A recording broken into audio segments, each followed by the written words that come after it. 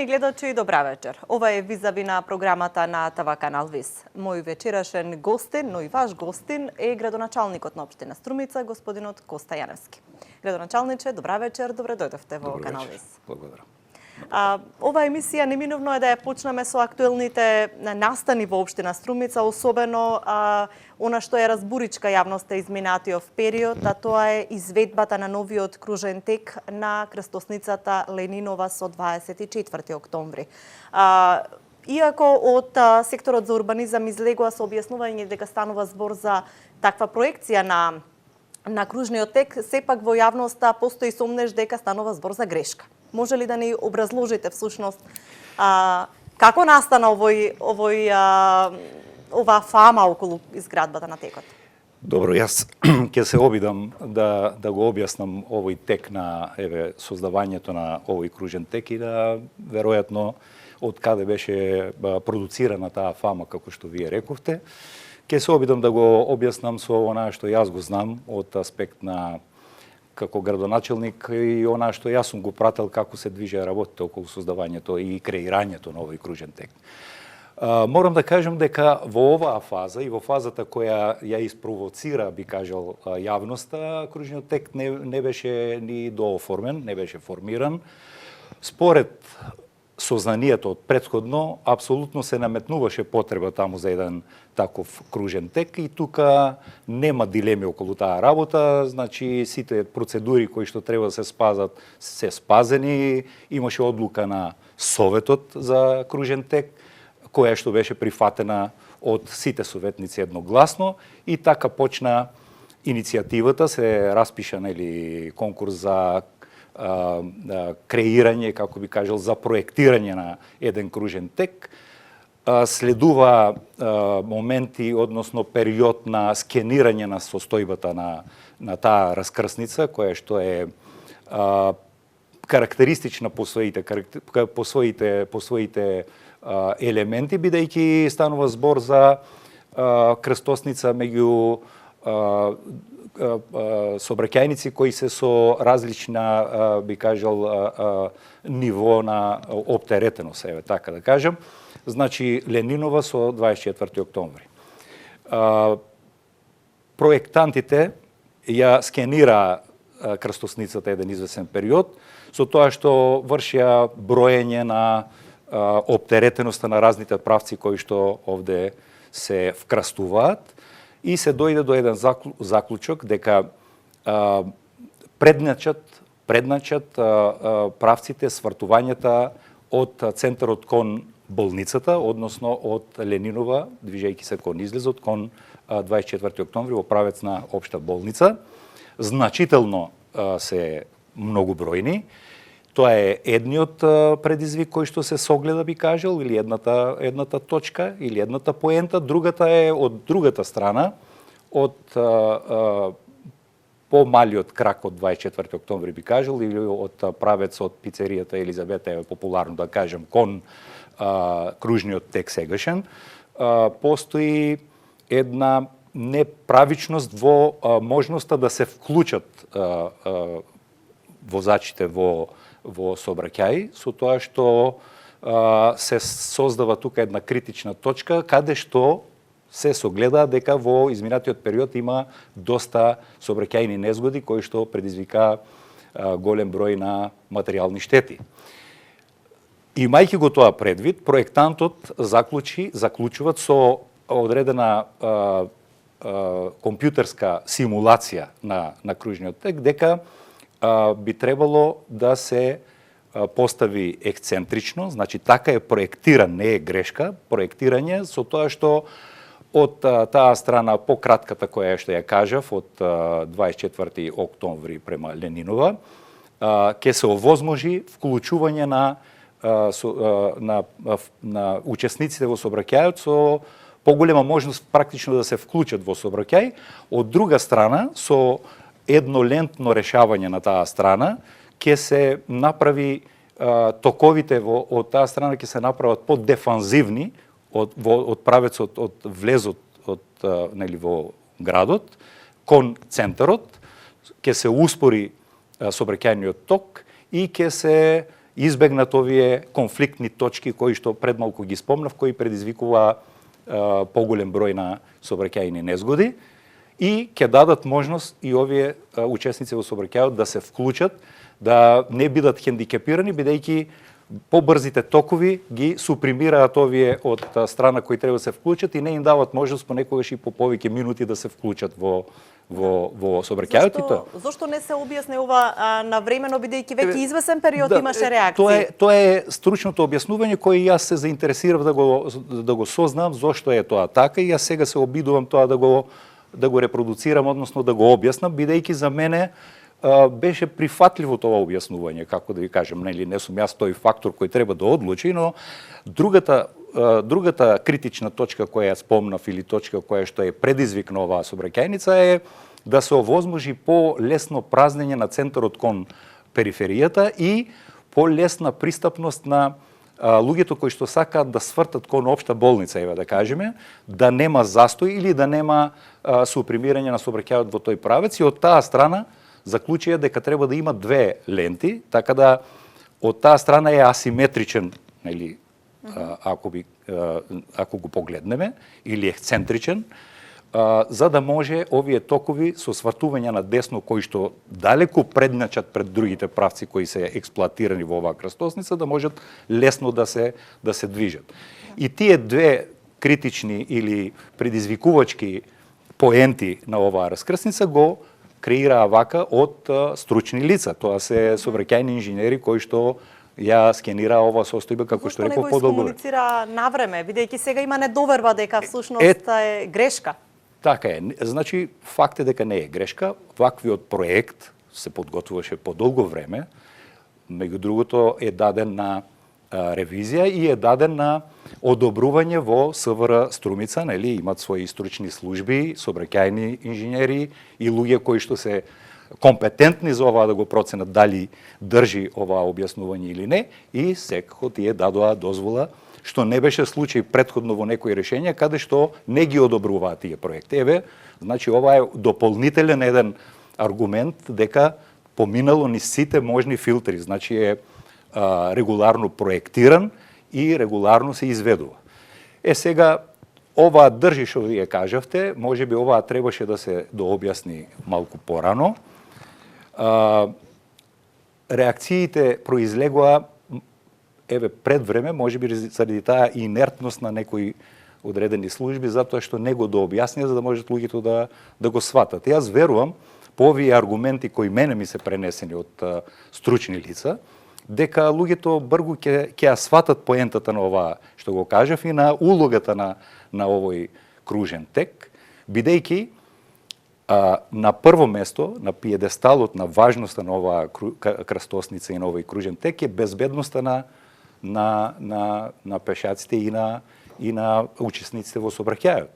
Значи, таа е водилката која што го даде ова решение. Сега, може би ние по нашата перцепција досегашна како треба тоа да изгледа, сите имаме некои своји видувања, решенја и предлози, меѓутоа, значи, овие се базирани врз стручни факти, врз луѓе кои се компетентни и кои што оваа знаат многу добро да го бранат и да го образложат, и не е на брзина решение, туку е скенирано подолго време. Така. Кога зборуваме за безбедноста во сообраќајот, каква е соработката со СВР, со паркиралишта, бидејќи сведоци сме на голем метеж во струмичките улици, на непрописно паркирање, на блокирање на улици, деве да речеме од делницата која што оди покрај струмичкото собрание има платен паркинг. Меѓутоа она што доаѓа од горе од кај музејот постојано е блокирана. Затоа што таму имаме слободен паркинг и буквално се создава метеж. Така има многу ситуации. Дали има соработка со СВР? Дали има некаква стратегија како ќе се овозможи лесен проток, но и безбеден за пешаците и за возилата? Да, така е. Тоа е еден предизвик на нашиот град. Ние сме сведоци дека на многу пунктови настануваат тие сообраќајни конфликти, би кажал, бидејќи предизвикани од повеќе фактори, од нашата недисциплина како граѓани, од можеби недоволната агилност на сообраќајната полиција и другите служби, општински и така натаму. Факт е и треба да го признаеме. Меѓутоа, од друга страна, затоа и ние оформивме една рамка за проектирање и решавање на овие конфликтни состојби во нашата општина и веќе има некои, јас би кажал, и позитивни примери на решавање, кај што некои конфликтни сообраќајни точки се расчисти и веќе не постојат, нели, непрописно паркирање кај хотел Централ, например, тоа е едноставно решение, меѓутоа го реши еден проблем кој, знаете, со години обстојуваше. Има и такви други примери кои што еве пак на предлог на стручни лица, на сообраќајни инженери кои што ја согледале таа состојба, кои што имат рефлекс да го препознаат тоа и да го решат, го решија и има и добри примери. Меѓутоа се уште има големи предизвици нашиот град. Имате ли некаква рамка воспоставена по која што би се движеле во следниот период? Еве, тоа сака да го кажем, значи веќе имаме нели една рамка за проектирање на вакви сообраќајни конфликтни точки во општина Струмица и веќе имаме некои и во фаза на подготовка, некои се и завршени, некои се имплементирани со цел да се решат овие точки, но факт е, ние имаме добра комуникација со СВР, имаме сигурно добра комуникација и со паркиралишта, меѓутоа, еве, јас не можам да кажам дека сум задоволен од крајниот ефект од ваквите комуникации. Вие ми се чини дека можеби бевте сведок на во неколку наврати на активирање на еден инструмент, а тоа е тој совет за превенција и безбедност на која учествуваат и началникот на СВР, градоначалникот, секако инспекцијските служби, сите и општински и државни, во кои ги дискутираме овие предизвици со цел да се лоцираат ингеренциите на секој од овие субјекти. Тоа повеќе пати сум го иницирал и се договараме овие секој во рамките на свој. Па ефектот не е комплетно задоволителен по мене. Значи тука предстојат уште многу предизвици и секако морам да нагласам, таква констатација уште многу поодамна ја кажавме и сега дополнително можам да ја потврдам дека очигледно постојат и некои системски недоследности, би кажал, во и законските регулативи и во ингеренциите на инспекциите општински, државни и секако и представниците од СВР. Тоа се констатира заеднички и јас сум веќе уверен дека е така. Значи, но што може да направите кога ова се случува? Бидејќи проблемите се во општината сепак, нели, ја тиштат најмногу локалната самоуправа. Така е. Што е она што може да го направите? Проблемите се секогаш упатени кон локалната самоуправа, кон градоначалникот, кон советот и така натаму, најмногу кон градоначалникот. Она што ние можеме да направиме, кое јас константно го сугерирам и го предлагам на овие совети и до граѓаните, ние можеме и веќе имаме такви иницијативи за повеќе предизвици на нашата општина, да сугерираме до законодавниот дом, тоа е единствениот правен и вистински можен начин на реагирање, да оние согледани колизии, би кажал, меѓу одредени закони и подзаконски акти, да можат да се лоцираат, односно да ги предочиме ние од наш аспект, за да можат да се искоригираат. И тоа е факт и не е само наш впечаток во нашата општина, тоа е општ еден впечаток кој што е значи би кажал системски, кој што треба да се решава во повисоките органи на власт, односно во законодавниот дом. Сега во летниот период ќе имали дополнителни акции во однос на централното градско подречје. Имаше неколку објави и реакции од граѓани за паркирани возила на плоштадот. Потоа дека кафулињата оставиле буквално многу тесен проток заради тоа што многу надвор од она што им е дозволено од општината има поставено маси. Истото се случува и на Младенска со поставени тезги. Ке има ли реакции, особено за тоа што имаме поголема посетеност и од нашинците кои што живеат и работат во странство, во овој период се создава метеж и нетрпение? Сигурно ке има и треба да има. Еве, и ова е еден доказ и е, би кажал, уште еден елемент кој што може да се надоврза на онаа претходното сега што го зборевме. Тука исто така тие би кажал моменти кои што не доволно дават да се дозволуват да се експонира или да се афирмира значењето на овие инспекцијски служби кои што општината ги има како општински и државните и секако СВР. Значи секако дека сообраќајниците, нели, треба сообраќајната полиција веројатно да биде поагилна, тие сигурно ќе дадат своје објаснувања, не сакам во нивно име да зборувам, меѓутоа имат и тие своји аргументи кои што еве вие може да ги прашите, меѓутоа се знае дека тука дисциплината на возачите и на луѓето кои што учествуваат во сообраќајот и оние кои што се сопственици на одредени угостителски објекти недоволно ги почитуваат прописите, казни се изрекуваат, меѓутоа казните понекогаш не се процесуираат до крај, бидејќи па еве затоа што ви го кажав, затоа што има одредени системски недоречености, има некои одредени можности да се ескивираат, би кажал, таквите казни, нема краен ефект, или се казните преблаги некогаш, или општинските инспекцијски служби немаат доволни ингеренции во некои сегменти повисоки каде што можат да делуваат, нели? Вие знаете дека одредени законски решења беа и блокирани, нели? Долго се чекаше закон за безбедност во сообраќајот, се чека одредени казнени регулативи и мерки да бидат нивелирани, би кажал, со својата вредност, која што обично се намалува, нели? И во еден момент не функционираше дури еден период, значи комуналните наши инспектори немаа можност да реагираат, бидејќи се чекаат тие законски решенија, и сето тоа создаваше една охрабрувачки момент кај наши сограѓани, еве да кажем недоволно совесни, за да можат да ги изигруваат таквите состојби, би кажал.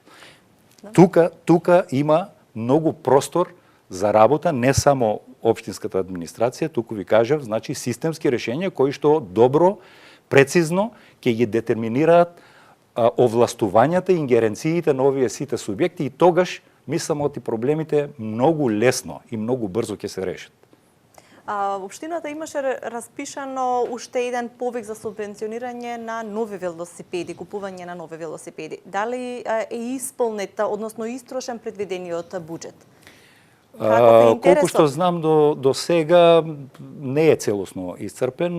Мислам дека повикот трае до почеткот на август, до 1 август, ако не се лажам, да. Околу 90 би кажал апликации имаше до моментот кога јас бев информиран за таа работа. Буџетот не е истрошен, значи трае, за разлика од лани кога многу брзо за еден ден се потроши. Лани мислам дека околу 300 апликации, ако не се лажам, беа поднесени. Сега до овој момент е некаде околу 90 тука некаде, ако не се лажам, и верувам дека и тие ќе се исполнат. Градоначалниче, бидејќи субвенционирате и мотивирате да се вози велосипед, дали ќе има и соодветни услови, инфраструктура за тоа да биде остварливо, бидејќи во моментов немаме некоја велосипедска мрежа која што им е на располагање на струмичани? Така е.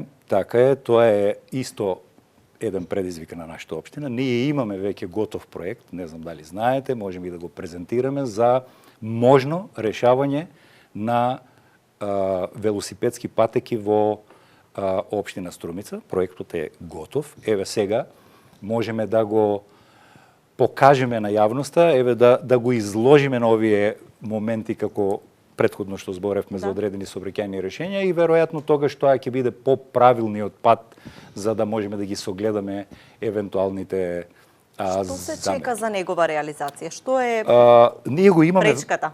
Го имаме вметнато и како сума, како вредност во буџетот, велосипедски патеки, постои во програмата. Колку би чинело такво? Па мислам оти некаде околу 5-6 милиони денари имаме за почеток одвоено за таа работа. Има направено проект кој што треба да се отприлика вака да се движи по Ленинова, затоа од едната страна и од другата страна со поместување кон оската, осовината на сообраќајницата на паркинг местата, да се ослободи согласно прописите 1,20 м, мисля че 1,20 сантими простор, согласно правилниците колку е предвидено, да се офарбаат и да се одвојат со физички бариери. Значи таков проект постои. Еве ќе го изложиме на очите на јавноста и на евентуалните критики, замерки и дебати, бидејќи еве гледаме дека тоа е неопходен еден момент кој што ќе треба да го спазиме и штом ова ќе помине, ако луѓето го прифатат, значи по Ленинова, кон кружниот тек околу Алфа банка, така популарно наречен, кон Цветан Димов улицата, околу стадионот на Беласица, повторно враќање до и по булеварот Маршал Тито, улицата Маршал Тито, значи од друга страна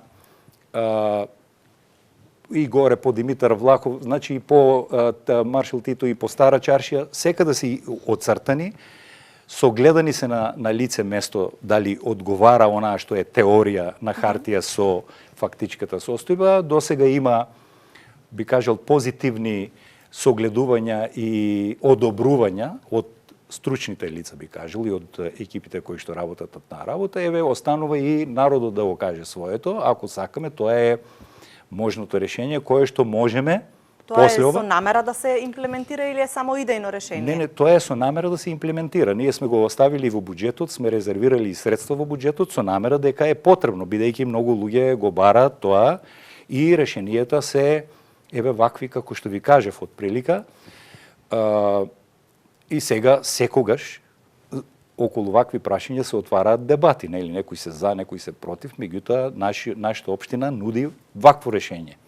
Ако е прифатливо, можеме веднаш, практично, теоретски, веднаш да почнеме со имплементација. И јас мислам дека во еве наредниот близок период можеме да обележиме еден дел од оваа патека со цел да видат луѓето како тоа изгледа и да го изложиме еве на критиките и сугестиите на нашите сограѓани.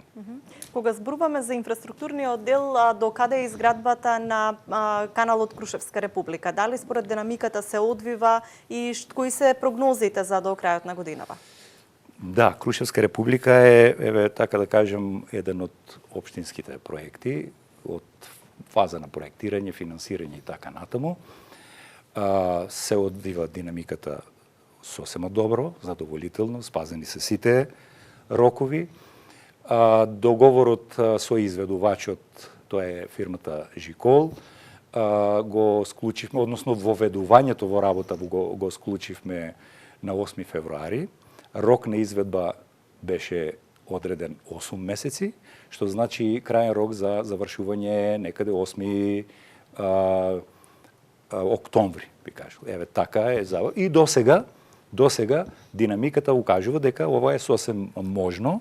Еве, предвидени се некои 21 ламела, така ги нарекуваат, поделење на 21 ламела, од кои 16 се веќе изведени, или тоа представува околу 76% од онаа што треба да се изгради и како треба да изгледа таа финална физиономија. 21 зборуваме до мостот тоа е горе или долу на транзитот? Значи зборуваме до кружниот тек на Евана. Така, до тој дел. До тој дел. Тоа е прва фаза. Тоа е предвидено и за тоа зборуваме сега. Овде нели ќе следат сега изградба, формирање на тие жардинери покрај затворениот канал кој веќе може да се види како од прилика ќе изгледа.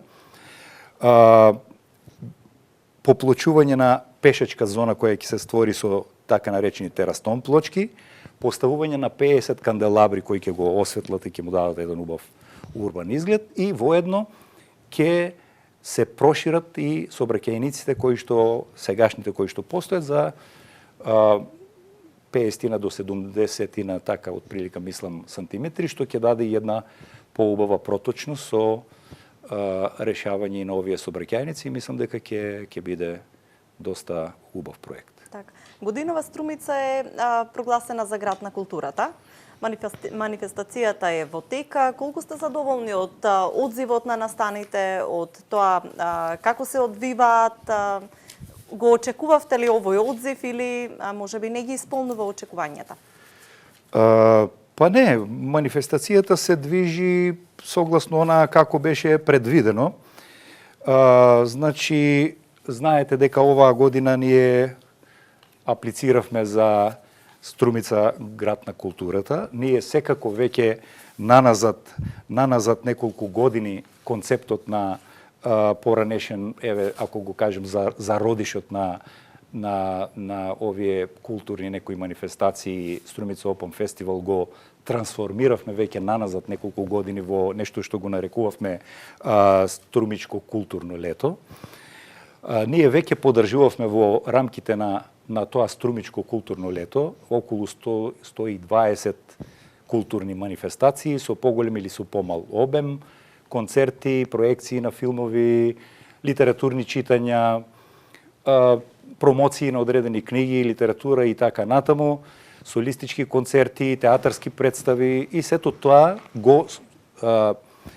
го би кажал запакувавме во една форма Струмичко, односно Струмица град на културата и го експандиравме до 160 вакви манифестации.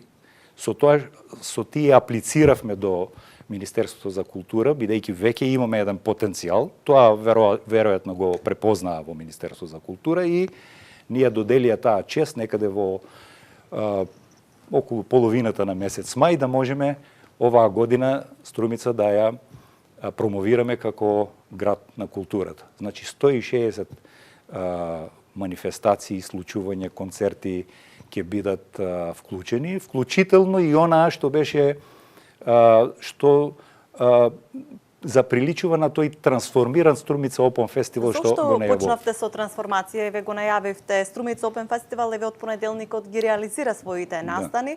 Која беше причината, мотивот? Мотивот се роди уште пред неколку години, нели така? Затоа мислам оти сме зборувале. Мислевме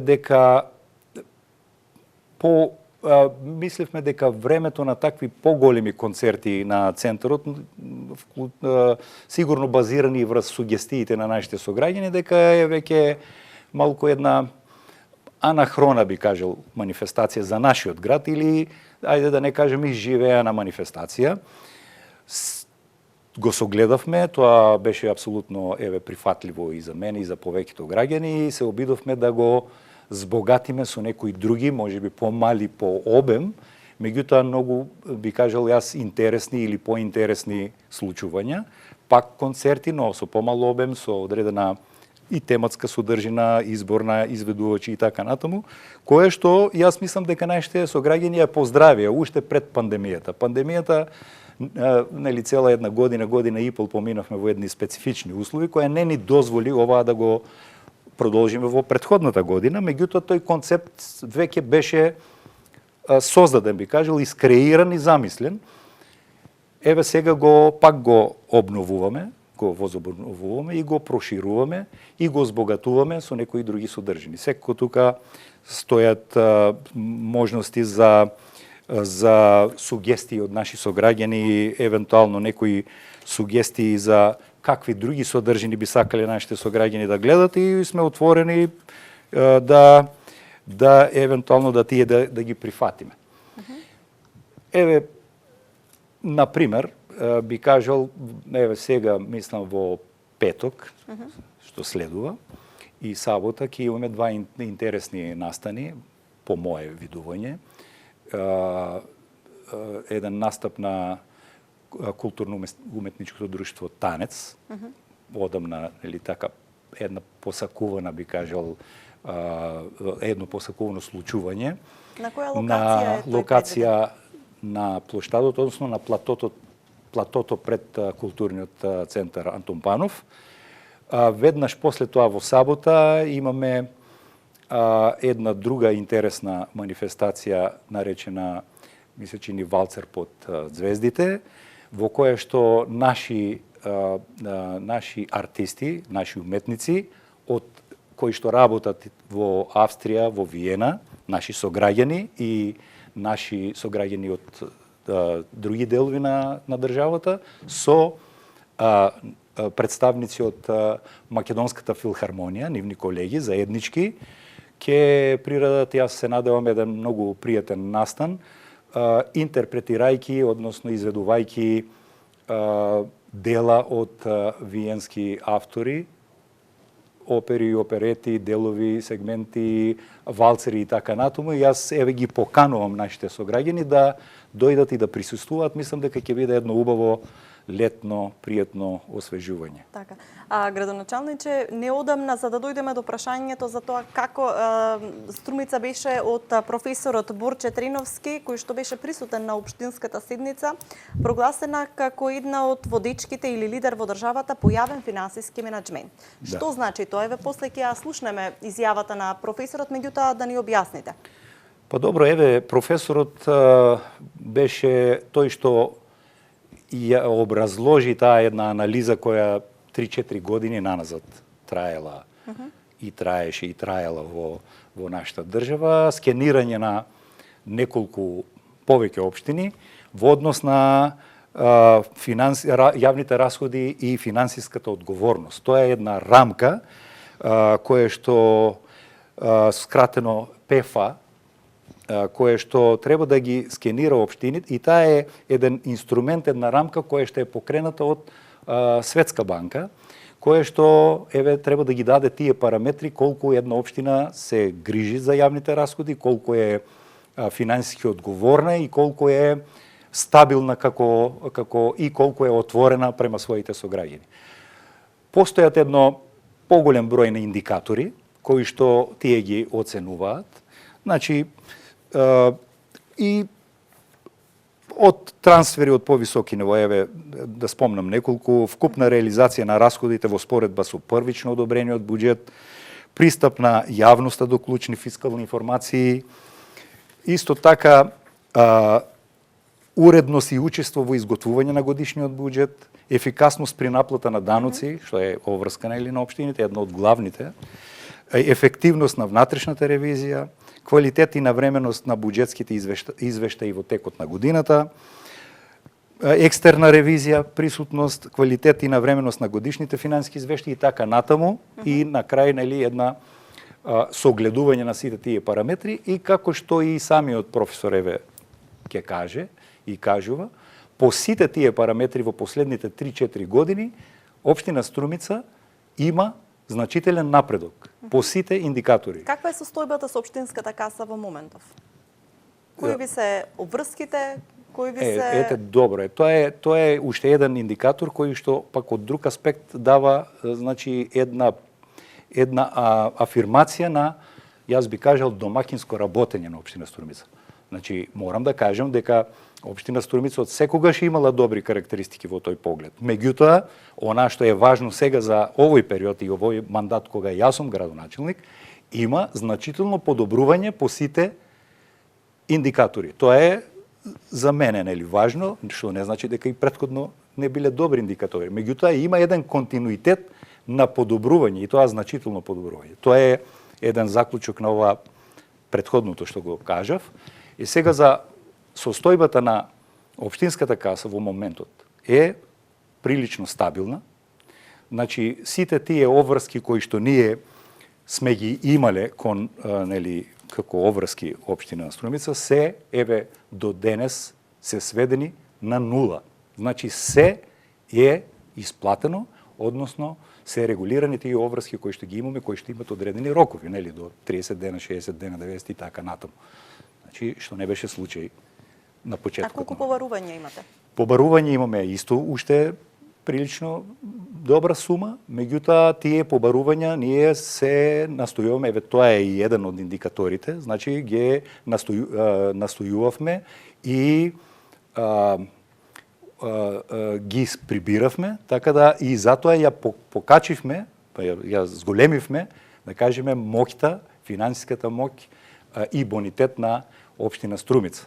Значи, ако овој дел од оваа година, еве веќе нели второто месечие, ако беше предмет на анализа во оваа анализа која професорот, универзитетскиот професор Борче Треневски ја кажа, ќе добиевме уште подобри оцени, бидејќи овој период, овие два квартала зборуваат пак за уште подобри проценти на реализација на буџетот, така да општина Струмица може да се пофали и на вистина да го прифати и да биде горда со онаа што професорот го нарекува нели лидер во финансискиот менеджмент и менаџирање со јавните расходи. Так, да ја слушнеме изјавата на професорот Треновски.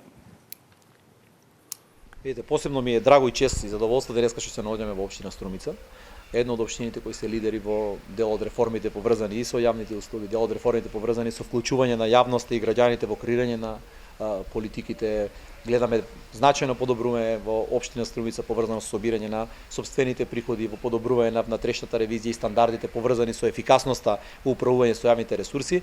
Така да општина Струмица можеме да констатираме во споредба со другите општини во државата едно од лидерите по промените пред се во јавниот финансиски менеджмент. Денеска сме тука во општина Струмица, презентиравме еден извештај кој се однесува на управување со јавните финанси, со јавниот финансиски менеджмент во општините во нашата држава, пред се бевме за општина Струмица, така да можеме да констатираме дека скоро сите индикатори по кои беше оценувана општина Струмица покажа исклучително високо ниво. Постоја некои можности за подобрување кои не беа задолжителни, меѓутоа постои простор за подобрување во контекст на, како да кажеме, во контекст на реализација на препораките од натрешната ревизија во општина Струмица. Постои подобрување секако надвор од законските можности, активната транспарентност може дополнително да ја зголемува општина Струмица. Имавме една препорака поврзана со надворешната ревизија, ова не е за општината, меѓутоа дека општините треба да се почесто предмет на ревизија од централниот, односно од државниот ревизор, што дополнително ќе ја подобри работата. Меѓутоа сепак генерално можеме да заокружиме дека имајќи предвид претходните 3 до 4 години, периодот за кој беше направена анализата која ние спроведовме, општина Струмица скоро по сите индикатори бележи соодветно напредување и можеме да кажеме дека е еден од лидерите во управување со јавниот финансиски менеджмент во државата. Добро, градоначалниче, рековте дека барате втор мандат. Дали поднесовте веќе документи, бидејќи имаше во медиумите информации за тоа дека тоа го правеа кандидати во останатите општини? Да, видите, тоа беше една активност на која и нашите сограѓани предлага по нивни сознања некои своји видувања и желби за одредени кандидати дека би можеле да ја извршуваат таа функција. Еден од тие предлози бев и јас од повеќе сограѓани, како и други кандидати кои што понатаму се процесуира до фаза во која што треба да се изјаснат дали би ја прифатиле, дали би го прифатиле тој предизвик или не. Јас сум еден од тие кои позитивно се изјасни за ова кандидатура, што значи сум потенцијално еден од можните кандидати за градоначалник на општина Струмица и има уште секако. Така, уште неколку високи функционери во партијата, како пратеникот Костадинов и еве на анкетите се појавува и актуелниот директор на комуналното претпријатие. Како ги коментирате овие кандидатури? Па, нормално ги коментирам. Мислам, мене ми представува задоволство. Јас очекував дека и повеќе кандидати ќе има. Вие може би слушнавте пред известно време, беше објавен еден податок дека на ниво на нашата држава за 80 општини има, ако не се лажам, некаде бројка околу 560 беше спомната или тука некаде можни кандидати за градоначалници, што значи дека демократското милје или отвореност би кажал и на партијата и на можноста на нашето граѓанско општество да аплицираат повеќе граѓани се вистина, реалност и тука можем само позитивно да гледам на таа работа, секако дека секој со својата програма, поддршка од граѓаните на крај крајава, нели, на крај тие се тие кои одлучуваат за кого ќе гласат и кој ќе биде, нели, нивниот прв човек во општината, ако можеш така да го наречам, така да оваа се само потенцијално можни кандидати кои што би го прифатиле тој предизвик да ја водат општината. Каков е вашиот став? Дали очекувате дека ќе бидете повторно кандидат за градоначалник? Па добро, штом сум дал прифаќање од моја страна, значи очекувам дека ќе ми ја дадат луѓето, граѓаните, нашите сограѓани поддршката. Така. Значи очекувам. Ви благодарам за учеството во Визави и се гледаме во следна прилика. Благодарам. Вам, почитувани гледачи, ви благодариме за вниманието со кое што ја следевте оваа емисија. Останете на програмата на Канал Виз.